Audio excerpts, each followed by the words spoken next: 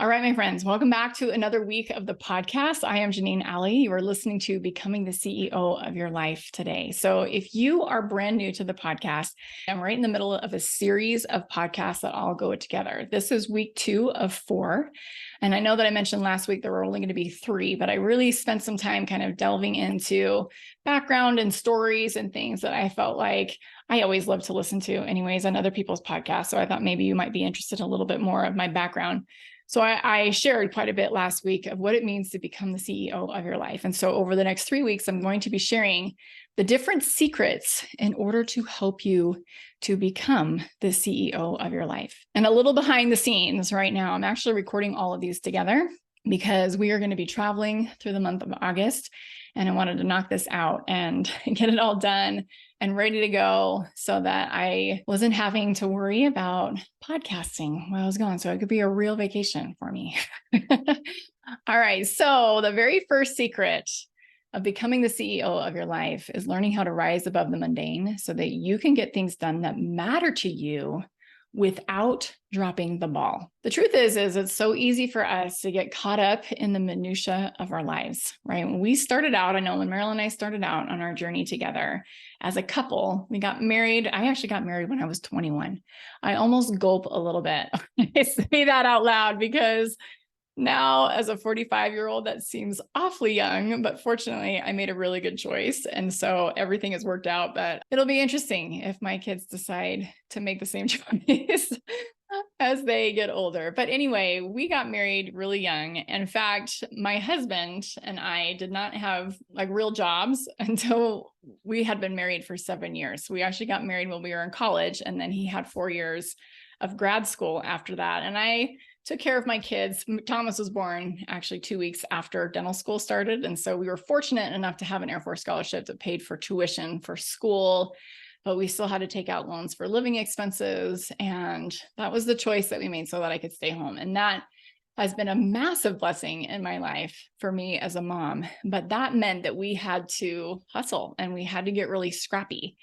And I know that this story is familiar to a lot of you. In fact, I have friends who have very similar stories, right? We hustled super hard early 20s to get started on our life for our family and for our future and for our careers. And we culturally are still hustling. And I was in this same spot probably 7 or 8 years ago while I was still hustling, and it really wreaked havoc on my health, my mental, emotional, and then of course my physical health as well. And I'm going to get into that in just a second. But the message that we believe, I think culturally, and this is all subconscious, this is not your fault, but the message that we believe culturally is in order to have it all, you have to do it all.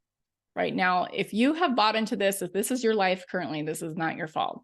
We cannot help but be influenced by what we see because this is our culture. It's what we're immersed in, and it's all over the place. We cannot turn around and not see it, whether it's our physical space, unless you live way out in the boondocks, right? Or, social media, you get online, it's everywhere.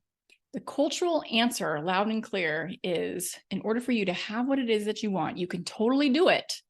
You just have to work harder.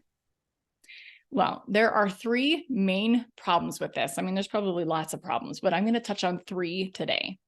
So the first problem is there aren't enough hours in the day for us to do it all.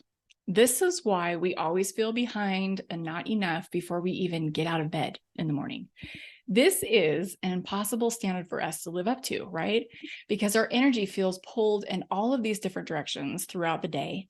Our efforts in anything becomes watered down because we have our hands in all of these different pots, right? And it's so easy for us when we're living this way to feel overwhelmed and burned out. We don't feel like we're doing anything well. And when we're living like that, you're not giving 100% anywhere. And that is so frustrating because one of the things I've probably said multiple times on the podcast is we are designed to progress. And when we're not progressing, that is actually a huge frustration for us. We're so focused on what we should be doing with our lives, we become disconnected from ourselves and we lose our identity in this space. We forget who we are and what it is that we want. everything feels like a priority in our lives. And when everything feels like a priority, nothing really is. The second thing that is wrong with this is when we're subconsciously going with the hustle harder flow. It is, like I just mentioned on my own personal story, it's wreaking havoc on our health, particularly our nervous systems, right? When that sympathetic nervous system or that fight, flight, or freeze is turned on all day, every day, or maybe it's our immune systems, right? Because we get sick so easily. So when our fight or flight is on all day, every day, anxiety and stress become our lifestyle. And it feels like, well, this is just the way that it is. Okay, the third problem that we have with this is on a larger scale, this hustle harder mentality fuels an accumulation culture. We feel like we have to have more. And so we buy more and we build more in order to be more. But these two things do not equate. You can't accumulate in order to be enough or to be worthy, right? You are 100% already enough. You are 100% worthy of all the good things. I promise you, you are. You were born that way. Having more isn't going to make you more. But not only that, globally, this having more and buying more and building more is not sustainable. It creates this you or me world. It's something that I mentioned in last week's podcast. So here's the truth. We don't really want to do it all. We want to do the things that matter to us. But the problem is we don't take the time to figure out what matters to us because we're so disconnected from ourselves. And I know you might be thinking, I don't even know what that looks like, or I don't even have time for that. But the reality is you don't have time for the life that you're living now, or the life that you're trying to live right now. When we are doing life the way everyone else is doing it, we're going to get results that everyone else is getting, right? We're going to feel exhausted. We're going to feel behind, and we're going to be burned out. So there is a difference between looking outside of ourselves to find out what we should be doing with our life, right? We get these messages all the time subconsciously, and we've been getting them since the time we were little, right? From our parents or from what our friends were doing or for the community that we were raised in, even our faith communities or the elementary schools and the high schools that we graduated from. There is a difference between looking outside of yourself and looking internally and getting clear on what your priorities are and what matters to you. When we're looking internally for what we really want, we connect to ourselves, the things that we like, the things that we don't like, what our opinions are, what our wants and desires are, and also what our mission is in life. When we are looking internally, we regain our identity as a human being first. Our opinions are just as equally weighty as everyone else's. And I know that for a long time, I thought that my opinion was kind of bottom of the totem pole. And of course, as a young mom, you have a newborn baby, of course, their needs trump yours. But I'm talking about life in general, not even with my children, but with my husband and with my friends and with my parents. But fortunately, I learned that my voice needed to be heard, just like your voice needs to be heard. The second thing that I want you to understand is you're not dropping the ball if you're intentionally setting it down.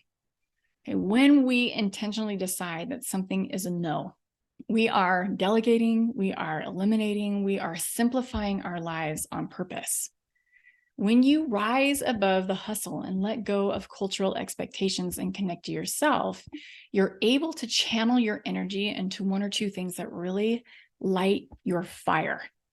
So not only do you get more done in less time, but you're able to rise above the mundane because you're able to triage and see really quickly what matters and what doesn't. And the beautiful thing about this is this helps to create white space or breathing room and time to relax. And you're able to make an impact. You're able to focus on creating a you and me world. To rise above the mundane, here are the two things that you need to do. You need to get crystal clear on the things that you want, not on a surface level, but what you really want. And you need to start living your life from your priorities. So becoming the CEO of your life means you intentionally take on what you want. And then when you get clear on your yeses, everything else becomes a really easy no. Less truly is more. All right, my friends, that is the end of this first secret that I wanted to share with you about becoming the CEO of your life. And I want you to stay tuned with me because this is just part 2 of 4. The next 2 weeks, I will be covering the next 2 secrets to become the CEO of your life. However, if this has really lit your fire and you want to reach out to me and join my mastermind or just talk about next steps or just connect with me, I would love to talk to you. You can go to janeenalley.com/CEO, find a spot on my calendar, and we will connect. All right, my friends, have a beautiful rest of your week. We'll catch you guys soon. See ya. Bye.